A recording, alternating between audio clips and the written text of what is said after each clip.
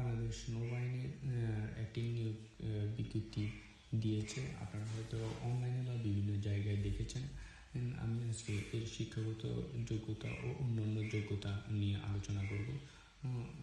যারা এই বিষয়ে জানেন না, ভিডিওটি দেখলে পুরো সম্পূর্ণ ক্লিয়ার হয়ে যাবে কি কি যোগ্যতা লাগবে এবং কি লাগবে আপনার আবেদনের জন্য।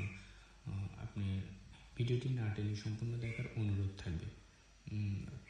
ওদের 6টি পদে টোটাল 101 জন লোক নিয়োগ করবে। এমটিডি প্রথম পদ হচ্ছে এমটিডি গ্রেড 15 বেতন স্কেল থাকবে 9,700 থেকে 23,490 বেতন স্কেল 2015 অনুযায়ী।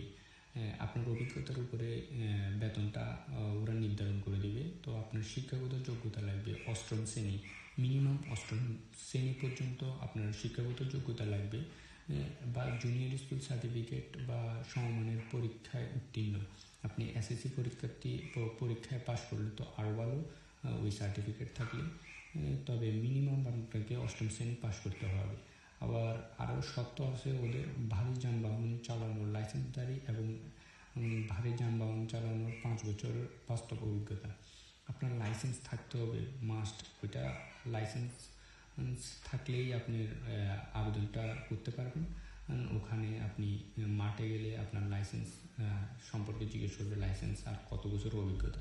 তবে আপনার বছরের অভিজ্ঞতা দিতে পারেন, 3 বছরের অভিজ্ঞতা হইলেও আবেদন করতে পারবেন, কিন্তু লাইসেন্সটা থাকা জরুরি। আপনার 5 বছরের অভিজ্ঞতা থেকেও যদি লাইসেন্স না থাকে তাহলে আবেদন করে কোনো লাভ হবে না।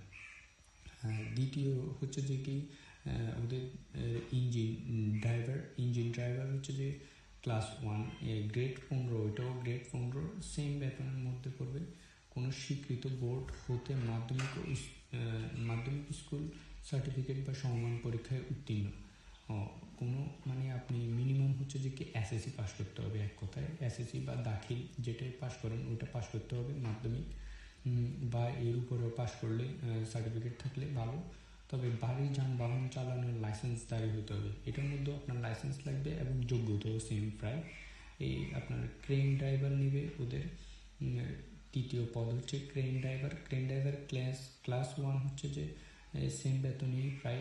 আপনার বেতন তো নির্ধারণ করে দিবে আপনার অভিজ্ঞতা দেখে। অভিজ্ঞতা ভালো হলে বেতন বাড়িয়ে দিবে, ওদের নির্ধারণ করবে ঠিকঠাক করে। আর কোনো স্বীকৃত বোর্ড হইতে আপনাকে মাধ্যমিক স্কুল সার্টিফিকেট এসএসসি পরীক্ষায় উত্তীর্ণ বা সমমান পরীক্ষায় উত্তীর্ণ হতে হবে। এর মধ্যেও লাইসেন্স লাগবে এবং এখানে ভারী যানবাহন চালানোর 3 বছর বাস্তব অভিজ্ঞতা থাকলেই হবে। তার আপনার প্রথম 2 পদে 5 বছরের অভিজ্ঞতা চেয়েছে, কিন্তু তৃতীয় পদের মধ্যে আপনার 3 বছরের বাস্তব অভিজ্ঞতা থাকলেই আপনি এই পদে আবেদন করতে পারতেছেন। ফর্কলিফট ড্রাইভার হচ্ছে গ্রেড 15, এর মধ্যেও বেতন প্রায় একই। কোনো স্বীকৃত বোর্ড হতে মাধ্যমিক স্কুল সার্টিফিকেট আপনার এসএসসি ও সমমান পরীক্ষায় উত্তীর্ণ। একইভাবে ভারী যানবাহন চালানোর লাইসেন্সধারী এবং ভারী যানবাহন চালানোর 3 বছরের বাস্তব অভিজ্ঞতা থাকতে হবে। আপনার পদ হচ্ছে 5 নম্বর পদের মধ্যে ইঞ্জিন ড্রাইভার।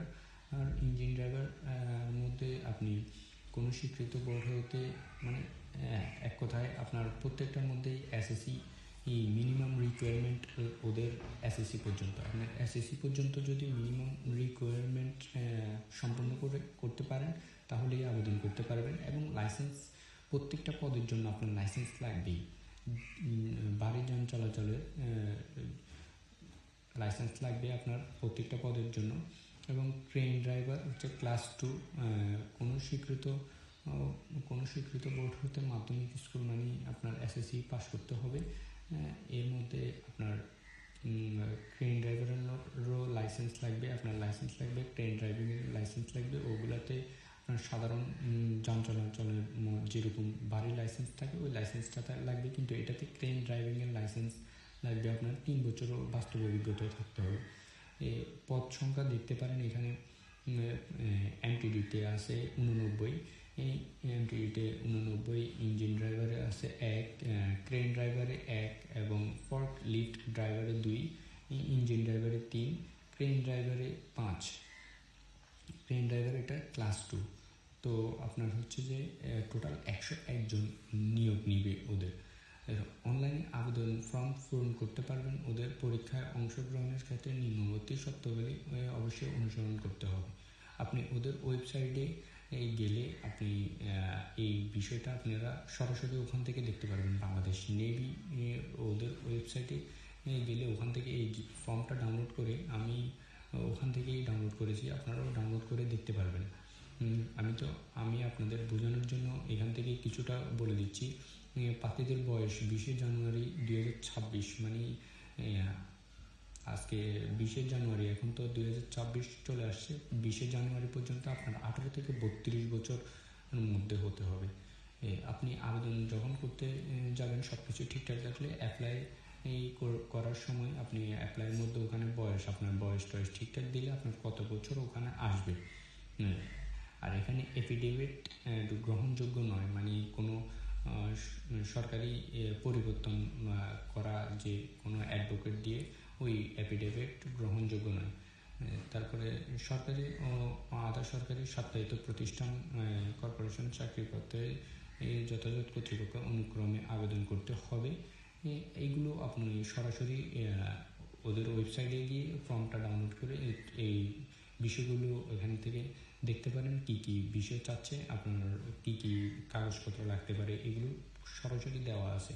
আপনি ওখান থেকে বিষয়গুলো দেখতে পারেন এবং তাদের ওয়েবসাইট এবং সম্পূর্ণ কিছু দেওয়া আছে। আপনি অনলাইনে হয়তো আরও ভিডিও পেয়ে যাবেন। ভিডিওগুলোর মধ্যে আপনাকে অনেক কিছু দেখিয়ে দিবে, অনেক কিছু বলবে।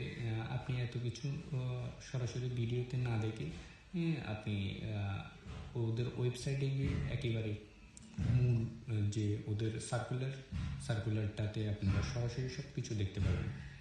ভিডিওর মধ্যে দেখে আপনারা হয়তো অনেক কিছু বুঝবেন না, অনেক ভুল ইনফরমেশন থাকতে পারে।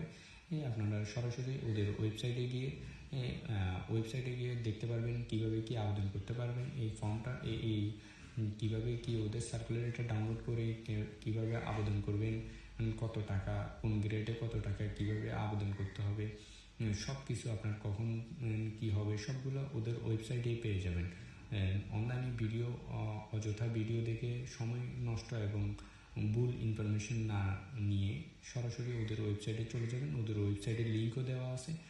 ওদের ওয়েবসাইটে এখানে আপনি আর ওয়েবসাইট লিঙ্ক দেওয়া আছে www.navy.mil.bd, ওয়েবসাইটে পাওয়া যাবে সকল তথ্য, বুঝছেন আপনাদের।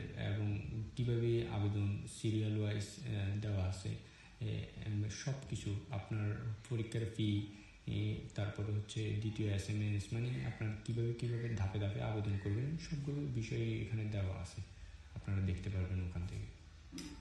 ঠিক আছে, ধন্যবাদ, আসসালামু আলাইকুম।